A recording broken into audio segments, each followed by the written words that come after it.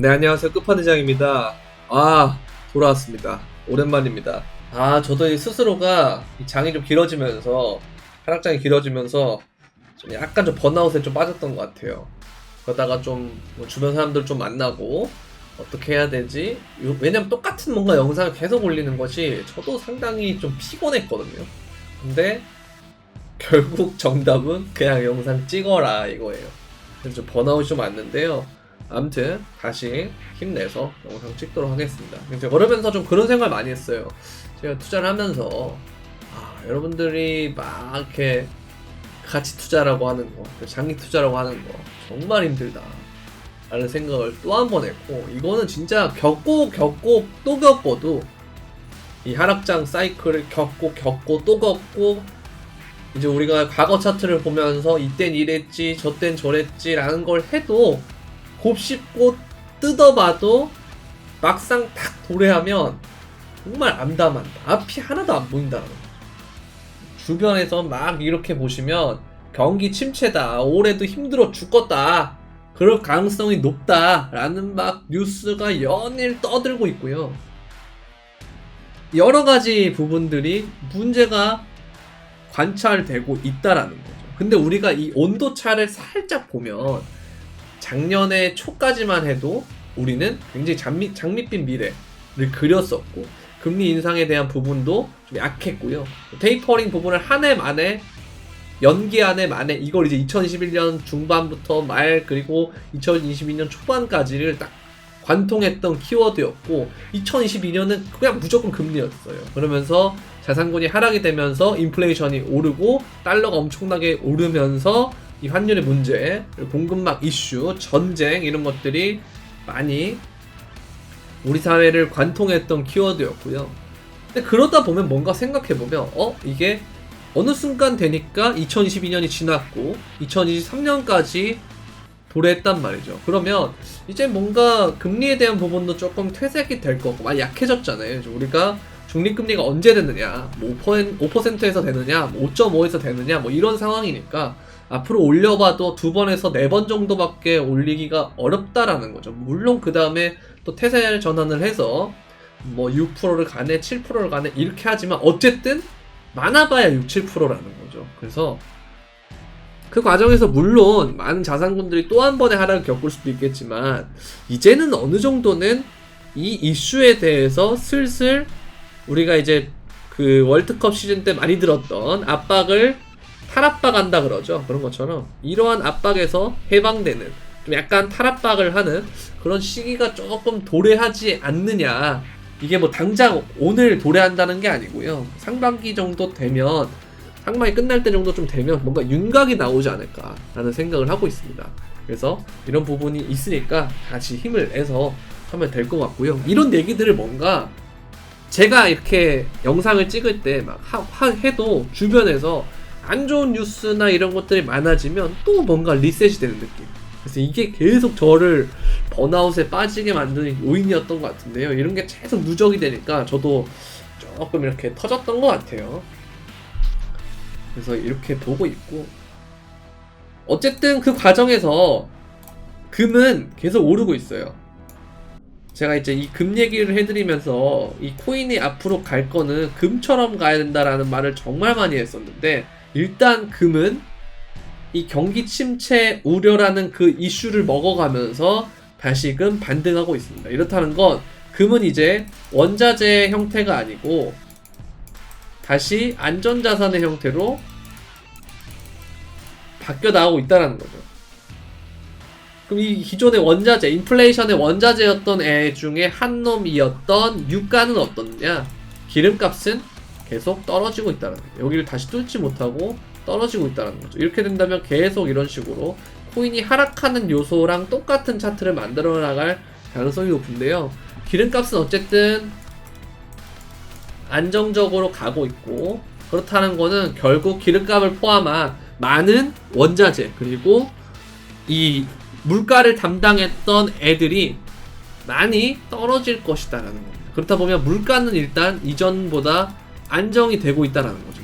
물가가 잡힐 거다라는 건데, 물가가 잡힌 다음에 문제가 발생하는 건 뭐냐? 아까 말씀드렸던 것처럼 이제 경기가 침체가 된다는 거예요. 사실 물가가 떨어지는 이유는 뭐냐면요. 그러니까 간단하게 우리가 행동 양식을 통해서 생각을 해보면 이제 가격이 올라요. 가격이 올라가지고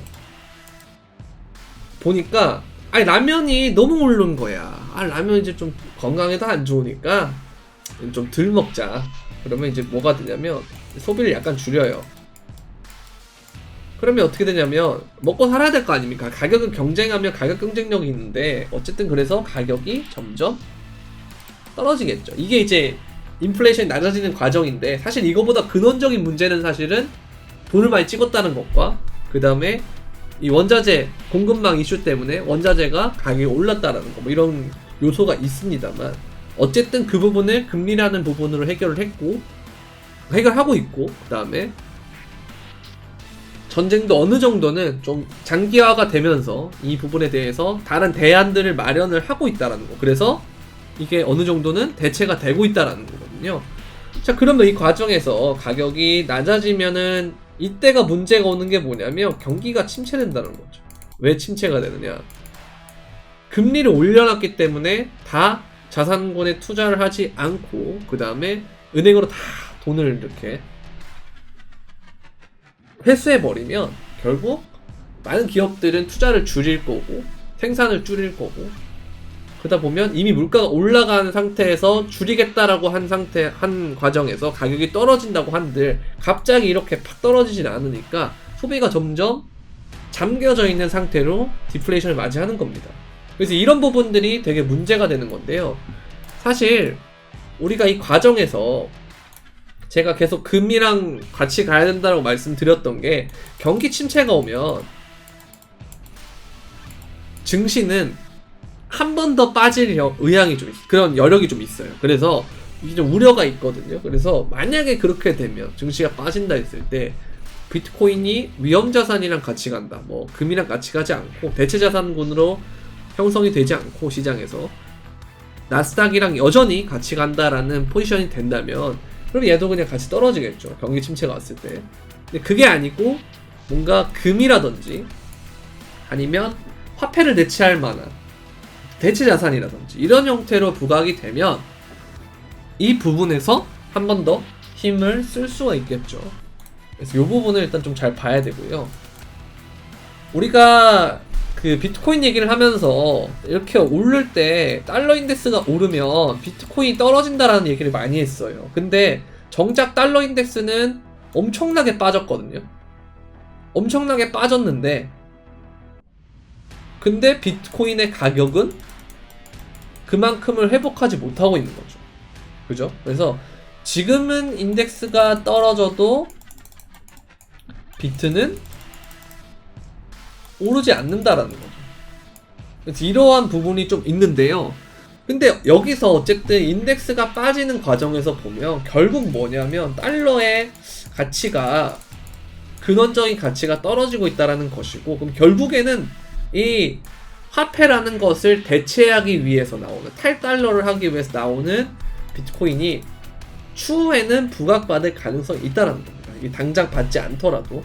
그리고 지금 여기서 달러 인덱스의 반등 구간이기 때문에 이 과정에서 아마 금리를 올리는 과정이 될 거고 그러면서 또 반등을 하는 그런 상황이 될 가능성이 좀 있겠죠. 근데 그 과정이 끝난 다음에는 이렇게 다시 빠지는 사이클이 오면 되게 좋을 것 같다라는 생각이 드는데요. 어쨌든 이 과정을 좀 가는 상황에서 시간은 걸릴 것이다 라는 걸 조금 인지를 해야 되지 않나 싶습니다. 우리는 그동안 단기 상승폭으로만 보면 진짜 전대미문이라고 할 수 있을 만한 역사적인 상황에 있었어요. 금리를 정말 가파르게 많이 올렸다라는 거죠. 그러면서 이제 파월이 변곡을 할 때가 됐다라는 거, 방향 전환을 할 때가 됐다라는 거. 올해 최종 금리 찍을 거고 이 상태에서 중립금리 형태로 쭉 가다가 꺾일지 아니면 얼마 지나지 않아서 금리 인하를 할지는 모르겠으나 어쨌든 이 천장이 다 와간다라는 거예요. 천장이. 그 상반기에 5에서 5.5% 선을 찍으면 최종 금리가 되지 않을까라는 생각이 든다라는 거. 저도 이 부분에 대부분 좀 동의하거든요. 그래서 올려도 한 2번 정도 더 올리면 되지 않을까라는 생각을 하고 있는데 어쨌든 그렇게 보고 있기는 한데요. 얘가 이제 금리라는 것을 좀 가다가 멈춰버리면 그때 이제 위험자산권이 좀 반등이 왔다가 다시 이제 금리 인하를 할 때가 있을 거예요. 근데 그때가 바로 금리 인하를 할 때가 살 때가 아니고, 그게 금리 인하를 한 이유는 경기 침체가 굉장히 심해졌기 때문에 금리 인하를 하는 거라서 그 시점에 됐을 때 자산군이 한 번 더 하락할 가능성이 좀 있어요. 위험 자산군들이. 왜? 진짜 실물 경기가 정말 안 좋아질 때 금리를 내리는 거니까. 그래서 이게 빠르게 올랐기 때문에 중립금리를 하고 보통은 떨어지는 것이 일반적이었지만 굉장히 여태까지 빠르게 오른 상황이라 이게 얼마 안 있다가 좀 떨어질 가능성이 좀 있어요. 금리가 빠르게. 그래서 우리가 이런 과정을 봤을 때는 생각보다 이 하락의 기간이 짧을 수도 있다라는 생각을 해야 되지 않나 하는 그런 생각이 듭니다. 왜냐하면 사실 우리가 이 물가라고 하는 것의 가장 큰 원인은 뭐냐면 이 통화량입니다. 이 M2라고 하는 통화량인데요. 지금 보시면 계속 올랐어요. 계속 올랐다가 지금 금리 인상을 엄청나게 가파르게 해가지고 겨우 조금 떨어뜨려 놨습니다. 통화량 자체를. 근데 자산시장은 진짜 개박살이 났죠. 속된 말로. 주식시장이 정말 이렇게 빠졌을까 싶을 정도로 막 테슬라도 그렇고 메타도 그렇고 어마어마하게 많이 빠졌잖아요. 뭐 비트코인도 마찬가지고요. 자, 그러면 이 상황에서 자산시장이 빠졌는데 그 돈이 이 정도밖에 빠지지 않았다라고 하는 건 두 가지 가능성을 생각해 볼 수가 있겠죠. 자, 첫 번째, 돈을 시중에 어쨌든 많이 남아있기 때문에 자산군이 빠르게 반등할 가능성이 있다라는 거 첫 번째. 두 번째는 뭐냐면 이거 아직도 한참 남았다. 하락 진짜 미쳤고 자본시장 앞으로 붕괴할 거다. 두 가지가 있겠죠. 근데 우리가 한 가지 생각을 해야 될 건 뭐냐면 이 음영이 져 있는 부분이에요. 이게 뭐냐면 여기 나와 있죠. 음영지역은 미국 경기 침체를 나타내는 건데요. 이 경기 침체라고 하는 것이 보면 되게 이 인플레이션이 나는 기간보다 어때요? 더 짧죠.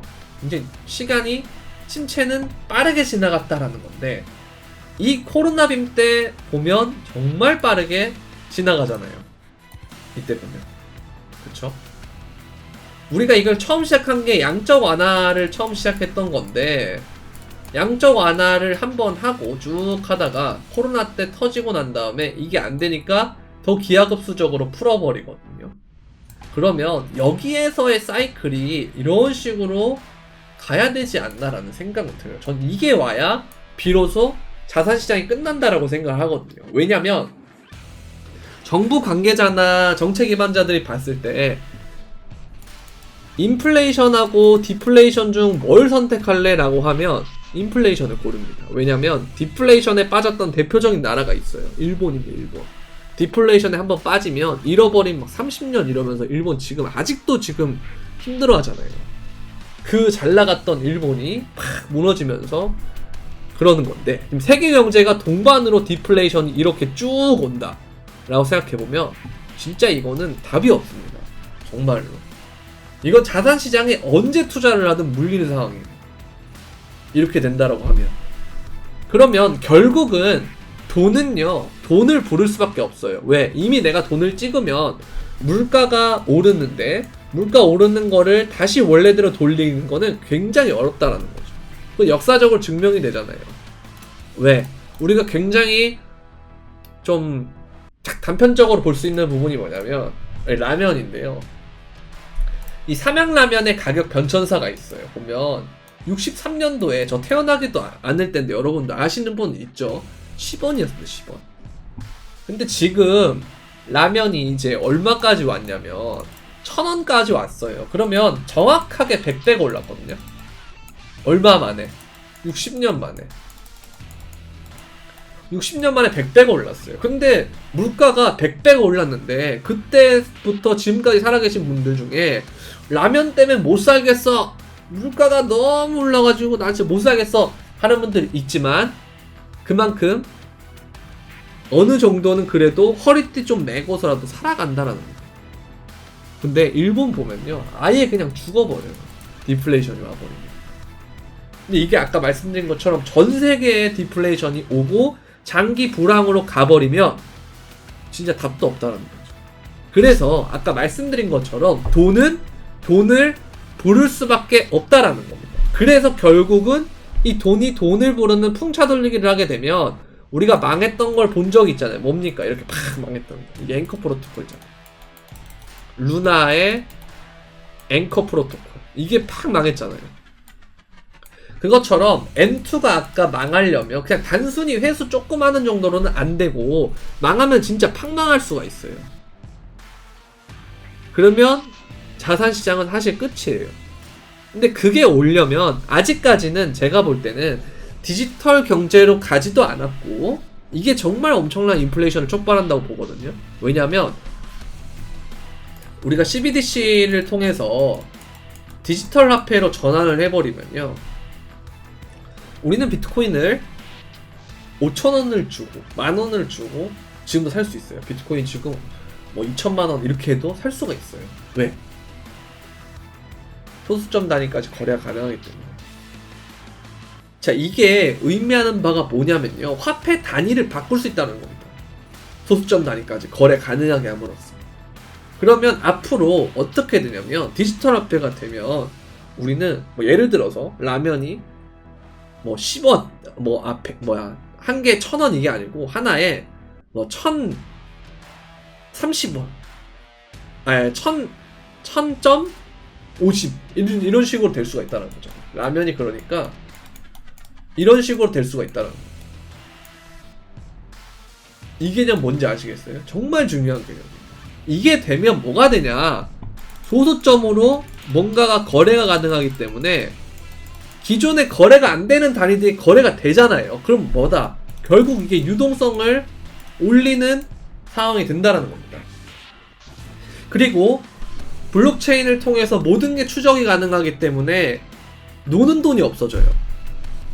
지하 경제가 많이 없어지게 될 거고요. 그렇기 때문에 이걸 활발하게 위해서 익명성이 뭐 된다, 이거는 뭐 부차적인 얘기고, 유동성 자체가 올라가고 지하 경제가 좀 줄어들고, 거기에다가 이 돈들이 다 어디에 쓰일지 다 추적이 된단 말이죠. 그리고 노는 돈이 없어진다는 게 뭐냐면, 재난지원금을 만약에 탁 줬을 때 그런 거 있잖아요, 여러분들. 자, 카드에서 재난지원금 카드를 받았어요. 근데 그 카드에서 뭐 50만원을 쓰라고 줬다, 지자체에서. 근데 내가 사고 나니까 한 300원 남은 거예요. 이거 300원 쓸 데가 없는 거야. 그럼 이대로 그냥 기간 내 소멸돼가지고 버리는 카드들 많았죠. 그럼 이 돈을 한 사람만 300원이지 다 모아보세요. 뭐 수백만 모아보세요. 전 세계로 한번 가면요, 돈이 어마어마할 거라는 거죠. 이게 없어진다는 거예요. 왜? 소수점 단위로 거래가 될 거기 때문에. 그러면 몇 개 해주세요, 뭐 해주세요 하면서 될 텐데, 이런 것들 자체가 가장 잘 활발하게 될 수 있는 곳이 사실은 자산시장이라는 거죠. 삼성전자 0.33주 살게요. 왜? 비트코인도 지금 0.33개 사고 0.033개 사고 이러니까 이렇게 들어올 수가 있다는 거죠. 그럼 또 뭐 해야 돼요? 자산시장이 사실은 또 이것 때문에 붐업이 될 수가 있다는 거죠. 그죠? 그리고 시장에 지금 아직 회수가 되지 않는 M2는 많은데 자산시장이 어마어마하게 떨어졌다라고 하는 건 아직 돈이 많다라는 거예요. 근데 들어올 동기가 없다라는 거예요. 왜? 더 떨어질 것 같으니까. 그럼 결국은 이 사이클이 끝나는 시점이 오면 다시 기하급수적으로 회복할 가능성이 높다라는 거죠. 그래서 이런 과정으로 우리가 시나리오를 한번 짜보면 앵커 프로토콜처럼 아예 망하거나 아니면 아까 말씀드린 대로 회복은 생각보다 빠르게 올 수도 있다라는 전제를 계속 깔고 가야 돼요. 그렇게 돼야 되는 건데, 그래서 아까 제가 말씀드린 대로 한 50대 50이 가장 좋지 않나. 이 가능성을 대비해가지고 좀 현금도 남겨놓고 소비도 좀 줄이고, 그래서 좀 내 현금도 모아놓고 시드 안에서 현금도 모아놓고 실제 내 밖에서 호주머니 안에서의 현금도 모아놓고 그 다음에 두 번째로 자산도 어느 정도는 좀 횡보를 좀 한다 싶으면 지지 구간 좀 안 된다 싶으면 하방 경직이라고 하죠. 이 하락세가 좀 하방 압력이 좀 줄어들었다 싶으면 그때는 이거 좀 빠르게 반등할 수도 있지 않을까라는 생각을 하고 있는 사람은 여기 대응이 어느 정도 되니까 이런 부분을 좀 보시면 될 것 같고요. 그래서 제가 이걸 말씀드린 이유는 뭐냐면 결국 인플레이션은 더 크게 온다 앞으로.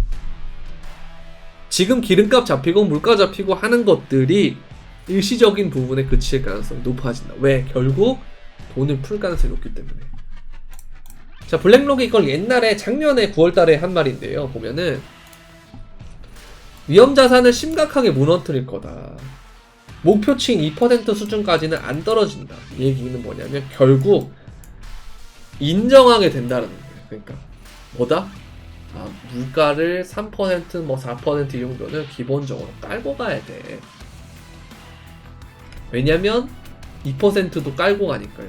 지금은 깔고 간다라는 시장의 컨센서스가 있고 거기보다 높으니까 물가가 과도하게 올랐네 마네 하는 건데 그런 인정하는 지점을 3% 4% 정도로 올라가는 시점이 오면 거기에서 2배 1.5배에서 2배가 뛰는 거죠. 그죠? 이거 자체가 버블이 또 생긴다라는 거예요. 이걸 보셔야 돼요. 아까 뭐요? 라면처럼. 라면값처럼. 라면 원래 10원이었다니까요. 그죠? 그럼 그 과정에서 결국 돈을 많이 찍기 때문에 소득 자체는 오른다라는 거죠. 계속. 왜? 시장에 돈이 많이 풀려있으니까.